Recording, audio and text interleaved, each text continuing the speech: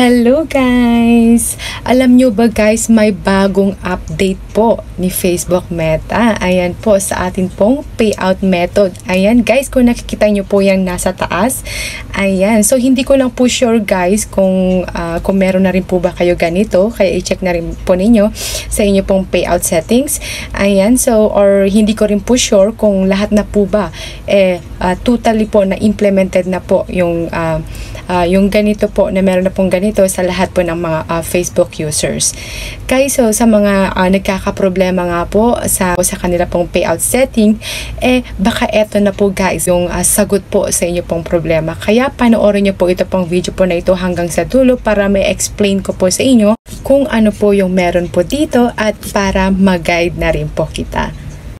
Ayan po guys, ayan, andito nga po tayo sa atin pong payout method information. So choose how would you like to get paid. So kung dati po guys, yung old version po nito, ayan, so meron lang pong dalawang option po natin. So which is, so yung wire transfer lang po at saka yung link your PayPal account. Ngayon guys, kung makikita nyo po, ayan, tatlo na po yung atin pong options. Ayan, at ang kagandahan po dito guys, ayan, so yung una po, ito pong bank transfer, ayan, earn a minimum of only 25 USD and get paid in your local currency. It will take 2 to 3 days for the money to reach your account once set. Ayan guys, so ano po ba yung local currency po na sinasabi po nito?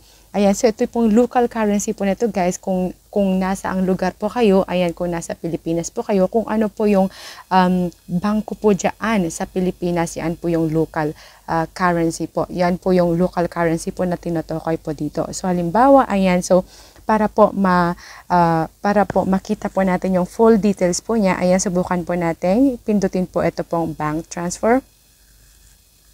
Okay, at dito po guys magpapakita.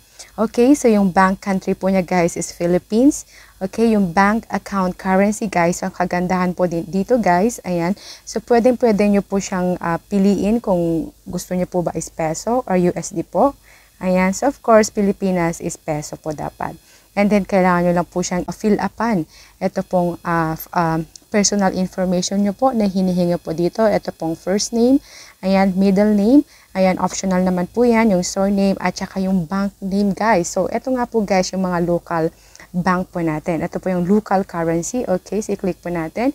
Ayan guys, oh, andyan po yung Bank of the Philippine Islands. Ayan, Allied Bank. Ayan, sa Savings Bank. Ayan, Amex. Ayan, andito guys, oh, BDO Banco de Oro. Ayan guys, so meron din po yan. Ayan, Bank of China, Citibank. Ayan, so madami po guys. So ito guys yung mga options po natin na, ayan, kung meron po kayo na bank po na ganito, ayan, so yun po yung pipiliin nyo.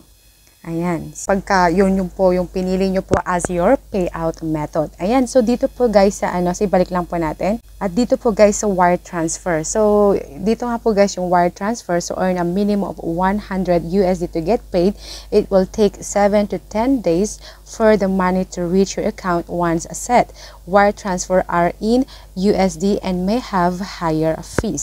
Okay, so yung dito nga po guys, ito pong wire transfer, ito po yung old version like yung dati po. No? So, dati po guys, so nagsisend po si Facebook ng payout po natin every 21st. Samantalang po guys, ito pong bank transfer po na ito, ayan, so usually po, no? So, after po nag-send po ng payout si Facebook Meta, so usually after 2 to 3 days, so makikredit na po natin yung pong atin pong sahod. At ganun po siya kabilis guys, okay? So, it will take 2 to 3 days.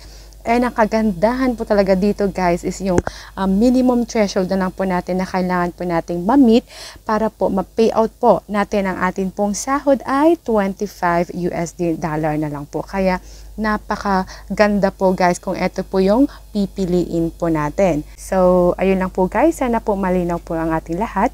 At kung meron nga po kayo guys katanungan, ayan, mag-comment lang po kayo dito po sa baba. Ayan, so wag niyo na po guys kalimutan. Ayan, mag-subscribe, i-follow niyo po at pa-share na rin po ito pong video po na ito. Thanks for watching. Bye-bye.